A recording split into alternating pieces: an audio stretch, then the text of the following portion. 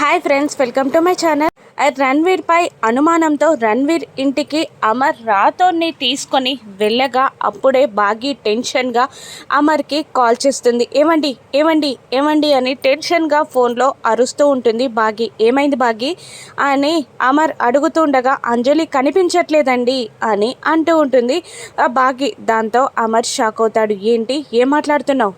CCTV footage check చేయి అని అమర్ అంటుండగా చెక్ చేశానండి, అంజలి ఒంటరిగా గేట్ బయటికి వెళ్ళిపోయిందండి అని అంటూ ఉంటుంది బాగి. దాంతో అమర్ షాక్ అవుతాడు.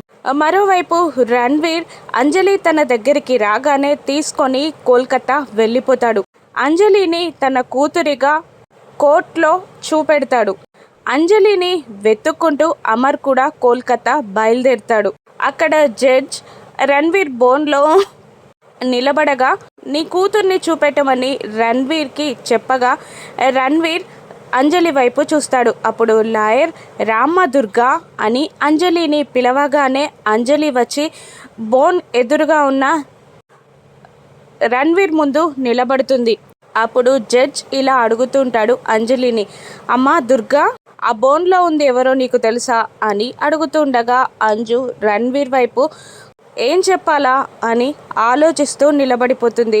అంజలి తనని తండ్రిగా చెప్తుందా లేదా అని టెన్షన్ పడుతూ నిలబడతాడు బోన్లో రణ్వీర్. అంజలి ఏం చెప్పాలా, తండ్రి అని చెప్పాలా వద్దా అని ఆలోచిస్తూ ఉంటుంది అంజలి. ఇక అంజలి కోర్టులో రణ్వీర్ని తండ్రిగా చెప్తుందా, రణ్వీర్కి ఆస్తి తగ్గుతుందా, అమర్ కోర్టులో ఉన్న అంజలిని వెతకగలుగుతాడా? రాను ఎపిసోడ్స్లో చూద్దాం.